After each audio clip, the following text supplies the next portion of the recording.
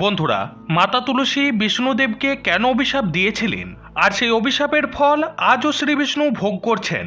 বন্ধুরা, এই কাহিনী সেই সময়ের যখন সত্য আর অসত্যের মাঝের রেখা ঝাপসা হয়ে গিয়েছিল, যখন প্রেম ও কর্তব্যের মধ্যে টানাপোড়া চলছিল, আর যখন একজন পবিত্র আত্মা নিজেই নিজের আরাধ্য ভগবান বিষ্ণুকে অভিশাপ দিয়ে দিয়েছিলেন। হ্যাঁ বন্ধুরা, আপনারা ঠিকই শুনছেন।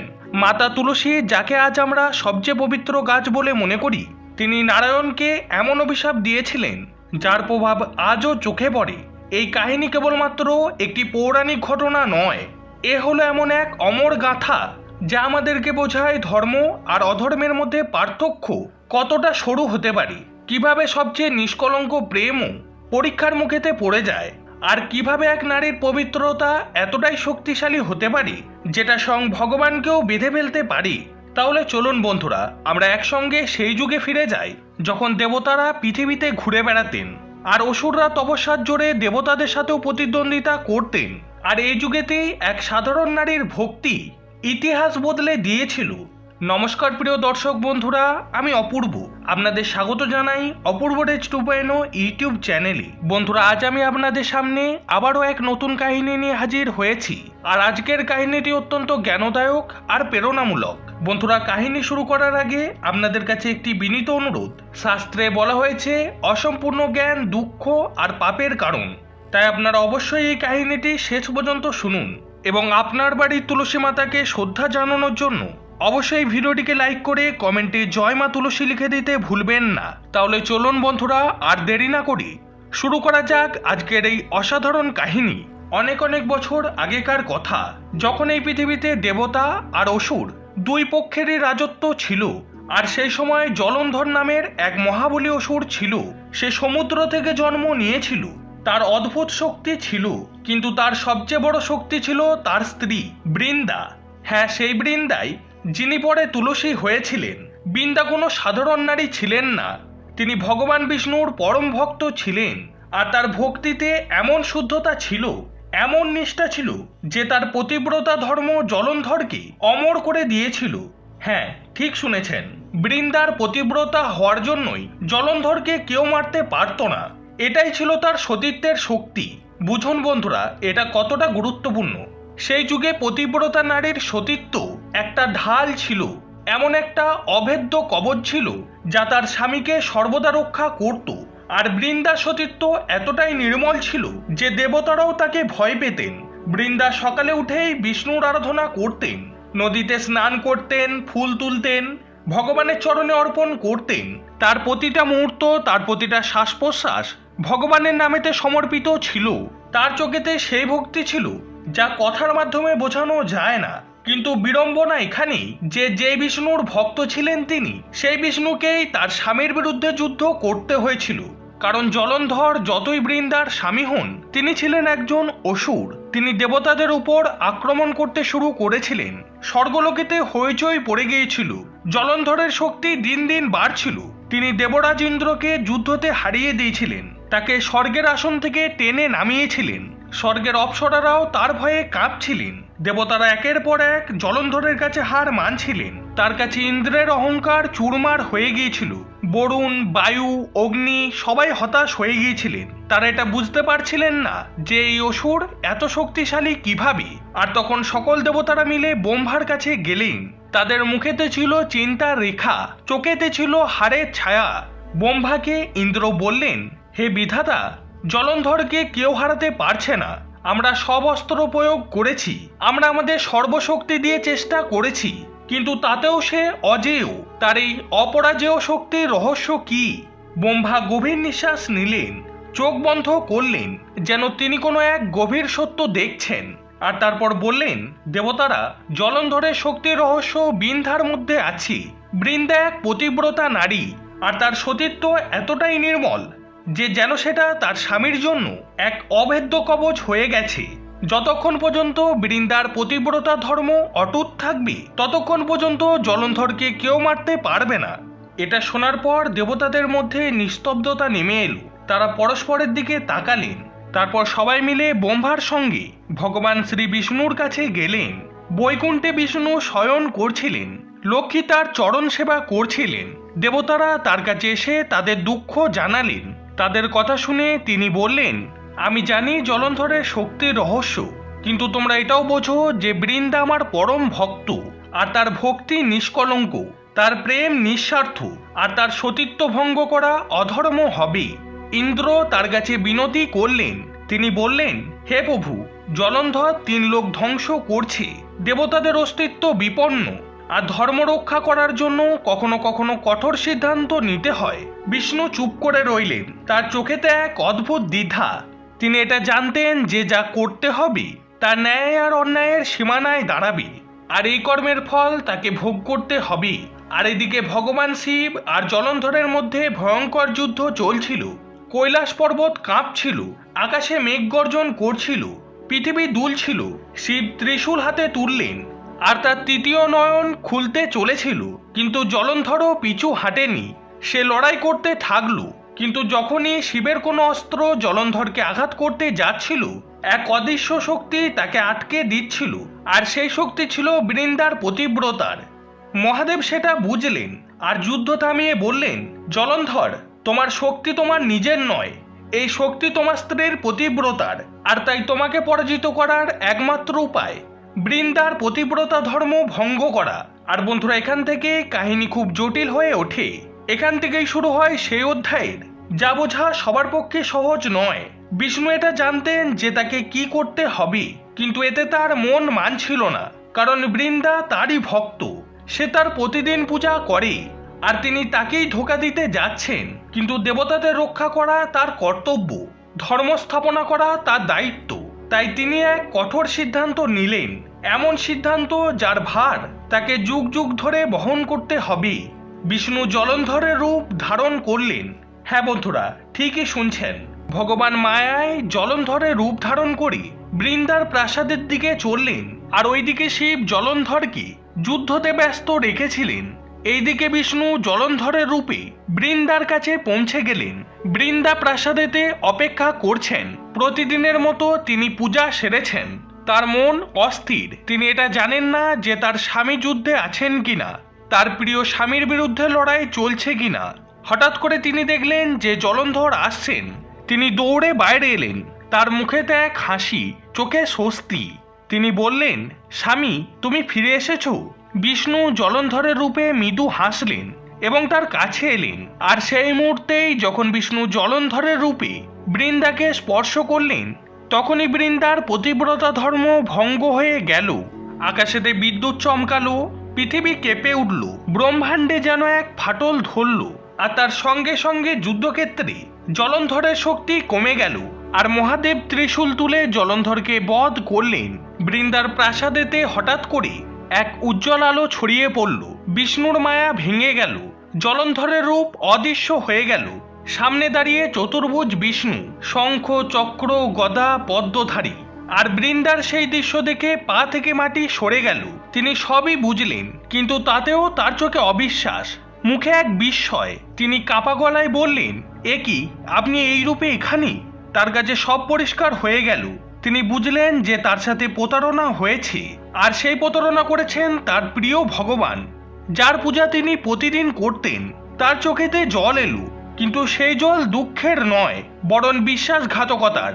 সে জল ভাঙনের, যার উপর তার সবচেয়ে বেশি ভরসা ছিল। তিনি তার সাথে প্রতারণা করলেন, কিন্তু কেন? সে শ্রীবিষ্ণুকে জিজ্ঞাসা করলেন। তার গলাতে এত পরিমাণে দুঃখ ছিল যে তার শব্দে আকাশও কেঁদে উঠল। সে জিজ্ঞাসা করলো, কেন এমন করলেন? আমি তো আপনার ভক্ত ছিলাম, আমি আপনাকে আমার সবকিছু মনে করতাম, আর আপনি আমার সঙ্গে এমন করলেন। বিষ্ণু মুখ নামালেন।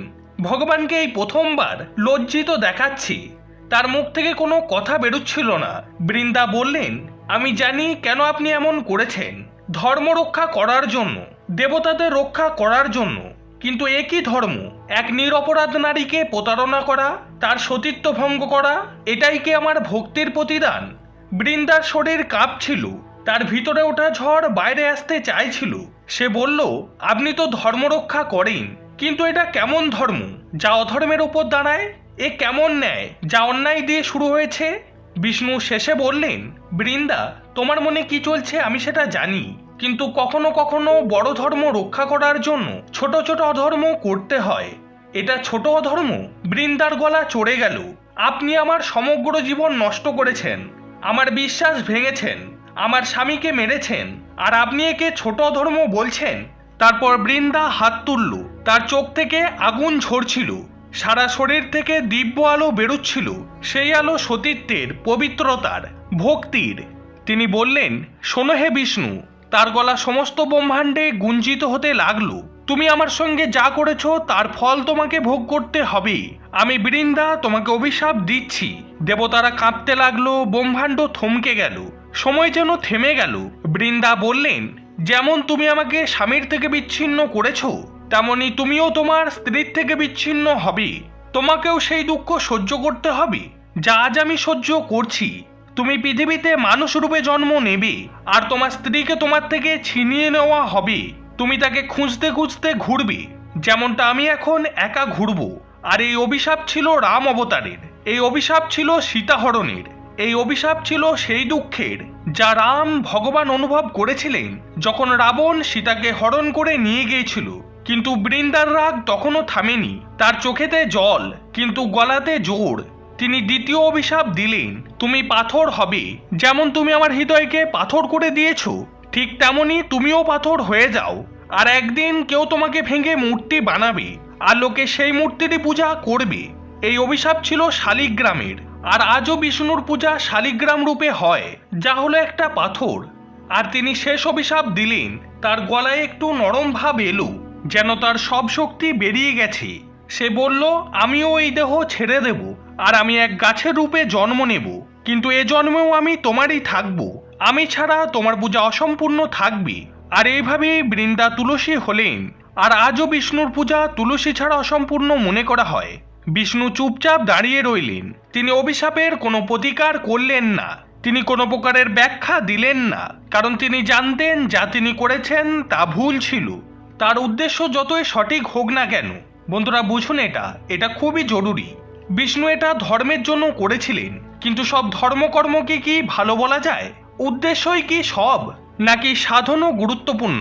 বিষ্ণু সমস্ত অভিশাপ মেনে নিলেন, কারণ তিনি জানতেন তিনি এক পবিত্র আত্মাকে আঘাত করেছেন, তিনি এক ভক্তের বিশ্বাস ভেঙেছেন, আর তাকে তার মূল্য দিতে হবে। বৃন্দা দেহত্যাগ করে গাছের রূপ নিলেন, আর বিষ্ণু সেই গাছ তুলে নিলেন। তার চোখে জল। তিনি বললেন, তুলসী, তুমি আমার মাথায় থাকবে, তুমি আমার পূজার অঙ্গ হয়ে যাবে, তোমাকে ছাড়া পূজা অসম্পূর্ণ। আর এই হলো আমার ক্ষমা চাওয়ার উপায়।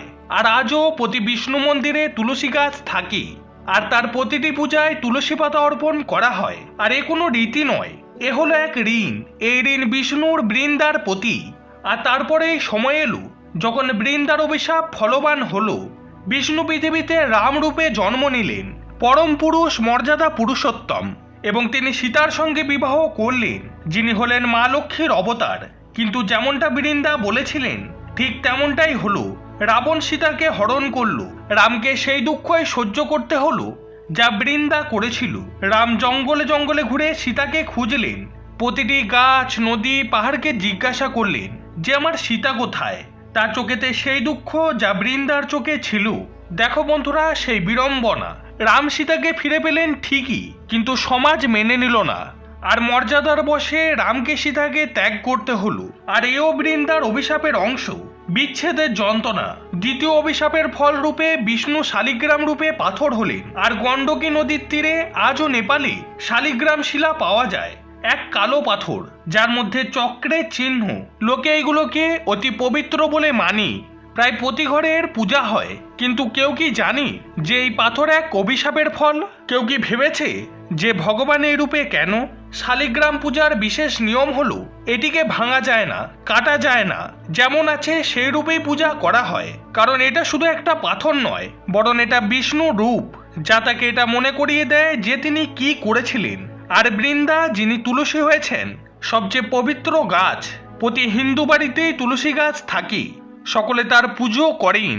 আর তুলসী বিবাহ এক বড় উৎসব, এটা সবচেয়ে বিশেষ। শ্রী বিষ্ণুর পূজা এই তুলসী ছাড়া অসম্পূর্ণ মনে করা হয়। যত বড় প্রসাদই হোক, যতই দামি সামগ্রী হোক, তুলসী পাতা না থাকলে পূজা অসম্পূর্ণ। এ হলো বৃন্দার প্রেম, তিনি অভিশাপের মধ্যেও রাগের মধ্যেও বিষ্ণুকে ছাড়েননি। তিনি এটা বলেছিলেন যে আমি তোমারই থাকবো। আর সেই প্রেম এতটাই নিষ্কলঙ্ক যে তা ভগবানও মেনে নিয়েছেন। এই তুলসী পাতায় ঔষধি গুণ আছে, এটা শরীর শুদ্ধ করে, মন শান্ত করে, কিন্তু এর সবচেয়ে বড় গুণ এটি আমাদের মনে করিয়ে দেয় সতীত্ব, পবিত্রতা আর সত্যিকারের প্রেম কতটা শক্তিশালী। বন্ধুরা, এখন হয়তো সকলের মনে একটাই প্রশ্ন যে বিষ্ণুকে এটা ঠিক করেছিলেন ধর্ম রক্ষা করার জন্য, অধর্ম করাটা কি ঠিক? এখন হয়তো অনেকেই বলবে যে হ্যাঁ, জলন্ধর তো ওষুধ ছিল, সে 3 লোক ধ্বংস করছিল আর তাকে থামানো দরকার ছিল, আর এর জন্য বৃন্দার সতীত্ব ভঙ্গ হলেও এটা এক প্রয়োজনীয় অশুভ ছিল। কিন্তু বন্ধুরা, একবার ভাবুন তো, এতে বৃন্দার কি দোষ ছিল? তিনি কি ভুল করেছিলেন? তিনি শুধুমাত্র স্বামীর প্রতি অনুগত ছিলেন, তিনি তার ধর্ম পালন করছিলেন, আর এর জন্য তাকে কি শাস্তি পেতে হবে? আর এখন সবচেয়ে বড় প্রশ্ন, উদ্দেশ্য কি সাধনকে ন্যায্য করে? ভালো লক্ষ্যের জন্য খারাপ পথ কি ঠিক? আর এই প্রশ্ন আজও জীবন্ত। আমরা সবাই কখনো না কখনো এমন পরিস্থিতির মুখে পড়ি যখন আমাদের সঠিক আর ভুলের মধ্যে বেছে নিতে হয়। বন্ধুরা, বিষ্ণু অভিশাপ মেনে নিয়েছিলেন কারণ তিনি জানতেন যে তিনি ভুল করেছেন, কারণ তার উদ্দেশ্য সঠিক হলেও তার সাধন ভুল ছিল আর তাকে তার মূল্য দিতে হয়েছে। আর আজও প্রতি বছর কার্তিক মাসে তুলসী ও শালিগ্রামের বিবাহ হয়, আর এ কেবল রীতি নয়, বরং এক স্মৃতি, সেই প্রেমের স্মৃতি যা বৃন্দা আর বিষ্ণুর মধ্যে ছিল। এই দিন তুলসীকে কনের মতো সাজানো হয় আর শালিগ্রামকে বরের মতো, এবং তাদের বিবাহ দেওয়া হয়। এই বিবাহ সেই মিলনের প্রতীক যা জীবনে হয়নি, যা জলন্ধরের জন্য অসম্পূর্ণ রয়ে গিয়েছিল। তাই এই বিবাহ পূর্ণ করা হয় প্রতি বছর বারবার, যেন সেই দুঃখ ভোলার চেষ্টা। লোকে উপবাস করে, দান করে, পূজা করে, কারণ এ কেবল বিবাহ নয়, বরং এ হলো প্রায়শ্চিত্ত বিষ্ণুর বৃন্দার প্রতি, দেবতাদের সেই পবিত্র আত্মার প্রতি। বন্ধুরা, এই হলো মাতা তুলসী আর ভগবান বিষ্ণুর এক অমর গাথা, এক গাথা যা চিরকাল বেঁচে থাকবে প্রতি যুগে, প্রতি সময়ে, প্রতি হৃদয়ে। কারণ বন্ধুরা, প্রেম অমর, সত্য অমর, আর বৃন্দা অমর চিরকালের জন্য। জয় তুলসী মায়ের জয়, জয় ভগবান বিষ্ণুর জয়। তো বন্ধুরা, আজকের ভিডিওতে এ পর্যন্তই। ভিডিওটি দেখে যদি আপনাদের ভালো লাগে তাহলে অবশ্যই ভিডিওটিকে একটি লাইক করে কমেন্টে জয় শ্রীকৃষ্ণ লিখে দিতে ভুলবেন না। আর বন্ধুরা, ভিডিওটিকে অবশ্যই নিজের আপনজনদের সাথে শেয়ার করে দিন যাতে তারাও ভিডিওটি থেকে উপকৃত হতে পারে। আর বন্ধুরা, এই চ্যানেলে যারা নতুন এসেছেন তাদের কাছে একটি ছোট্ট অনুরোধ, আপনারা অবশ্যই চ্যানেলটিকে সাবস্ক্রাইব করে পাশে থাকা বেল আইকনটিকে অলে সেট করে দিন এরকম ধরনের নিত্য নতুন ভিডিও প্রতিদিন দেখার জন্য। ঈশ্বরের কাছে প্রার্থনা করি আপনারা সবাই ভালো থাকুন, সুস্থ থাকুন। জয় শ্রীকৃষ্ণ, রাধে রাধে, জয় মা দুর্গা।